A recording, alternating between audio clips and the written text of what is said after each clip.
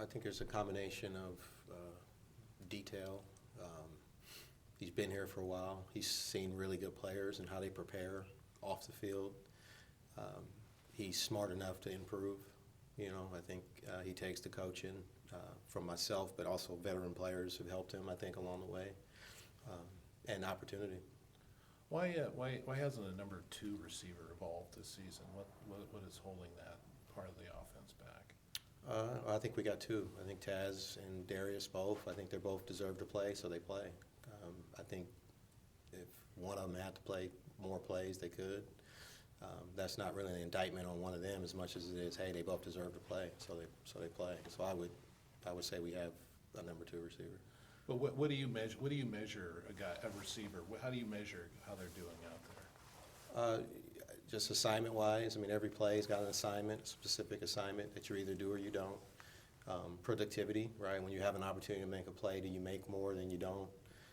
And then ultimately it's trust, right? Does the quarterback trust you? Does the coordinator trust you? Do I trust you? Do your teammates trust you? I think it's a combination of all that. At some point, though, you like them to block and do all the things you want receivers to do in your run. But at some point, they need to catch some balls too. What's holding those guys back? Because you haven't really seen a guy break out and become that number 2 guy in that realm. I just think it's about opportunities. I mean, how many targets are you getting? It's all relative to how many targets you get. Receiver, you can't throw yourself the ball. You can't call your own plays. You just got to wait for your opportunities. I think both those guys, relative to their targets, have made plays when they had a chance to. Obviously, there's more to make. I think everybody that's ever played football would tell you that. But I don't think it's a lack of anything they're doing. It's just a matter of, hey, do I get 3 targets a game, and are they catchable balls? And if not, was it me or was it something else? And that all factors in. I mean, when you watch video, are you seeing guys are they getting open? Yeah. Relatively. I mean, yeah, I think, like I said, every receiver on earth will tell you that there's moments where I can do this better to create more space, but I don't see a lack of separation as an issue when I watch the tape. Yeah. Kind of 2/3 of the way through this year, what's been your biggest takeaway with your group of pass catchers? It's a younger group, but I think, every rep, every snap, every opportunity they get, they grow from it. I appreciate the group because I think those dudes are really playing better than I probably thought going into it. I think we got a good group that, if it stays together for the next couple of years, will be really good. And I think they've made the most of the opportunities they've been given. So, you said they're playing better than you maybe thought they would. Like, what specifically, what areas have they exceeded expectations in? Well, I guess just none of them had played much. So I had, I guess I didn't have much expectation at all. It's not my job to put a ceiling on players. And so I was just kind of waiting to see who would emerge, who would take advantage of the opportunities. They were all recruited here to play football, and so I hope and expect for them to come up and make plays when they get the opportunity to. But the reality is there wasn't much on tape going into this season, and so I think guys have stepped up and made plays, and they're still growing, and there's more plays to make. But I'm happy with the group. Compared to other positions, where does experience matter at receiver?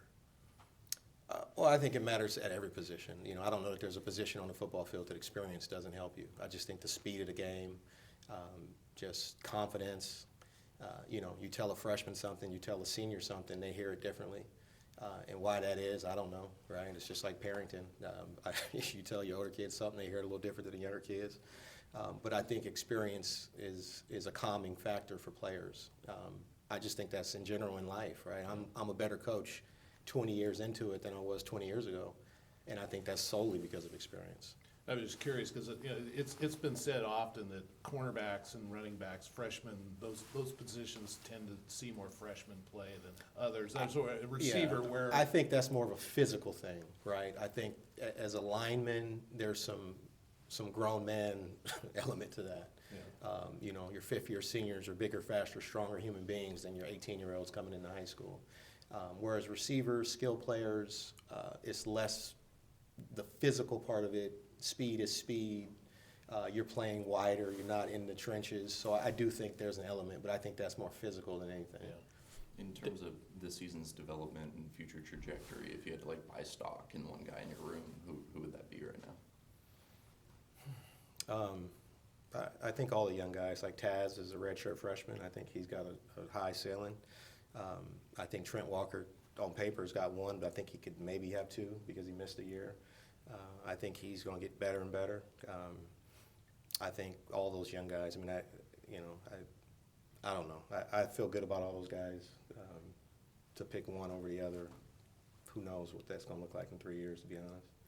Darius was obviously slowed down by the injury early in the year, but like, where is he just in kind of in terms of development right now, and what do you think is still to come for him? Yeah, I think Darius has got room to grow. You know, he missed a lot of football. I mean, he really went almost a calendar year without playing football. And so he's doing well. He's picking it up. He's playing faster. I think he's improving. I think he's got a lot of upside still too, you know, because he hadn't played a lot of football to this point. And so he's got some physical talent, obviously. He's a smart kid. He wants to be good. And so I do see improvement there as well. And so, you know, I would count him as well when you mentioned, you know, whose stock would you invest in. I think he's a guy who's only going to trend up. So, yeah, I'm happy with his development. During kind of the last month of the season, like what do you still want to see from him? Like what is if you just improvement? You know, he's like any other player. Like I want to see guys improve. You should be better for every experience and opportunity you get in life. You should be better for it. That's football. That's anything, right? The more you do it, the better you should be at it. And so I just want to see those guys improve. Every opportunity they get, they should improve. There's mistakes that are going to get made. Don't repeat them. And let's improve, and that myself included. I think just as a human being, right? That's the goal. This is to be better for every day we live. So, when you're dealing with a potential quarterback change, do you kind of change maybe who's out there on the field as a receiver just for chemistry reasons with that guy? I don't. I mean, as long as the ball's the same size and it's the same ball, like I don't put too much stock in that. We throw at all those guys. We got confidence in whoever's throwing it. I think you got to have confidence in yourself as a player that you're going to help that guy throwing it be a better player because of who you are. And so, no, we don't. That would be, you know, I think anytime you're in this world, that's not a good world to be in as a football player. Just what's the play? What's my job?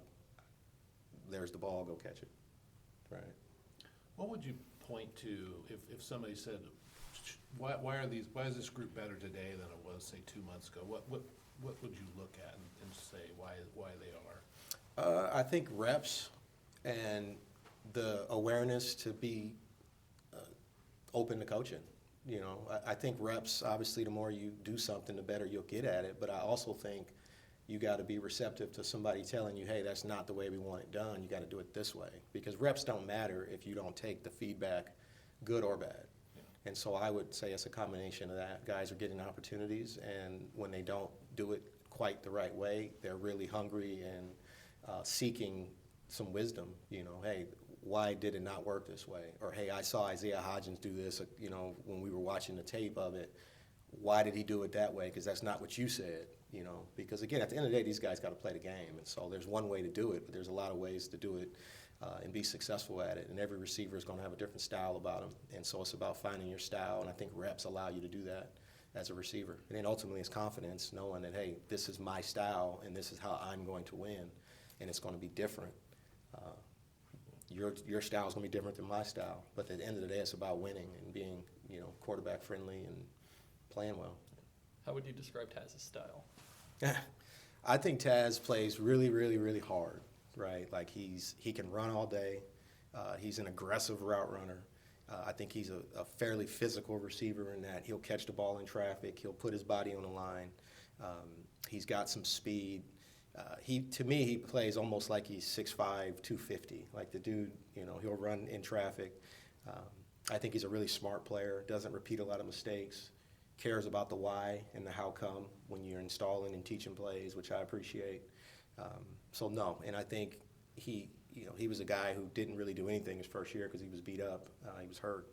And so he's been awesome, just being able to see him play fast and be the person that he ultimately is.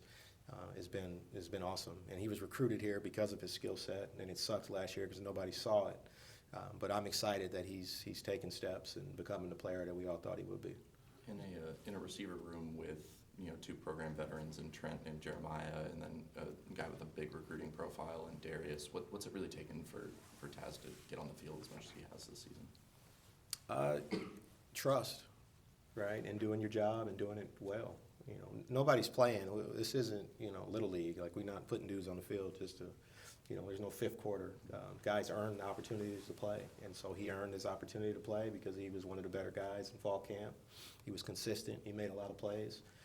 And I just think it's obvious. If you watch practices, you'll know who the guys are that deserve to play if you're being honest about it. Like, he jumped off the tape. I think anybody defensively, special teams, coaching, they'll tell you he had a really good fall camp. And so it wasn't hard to make that, you know, to make that choice to put the kid on the field. Because again, I don't care about recruiting profiles.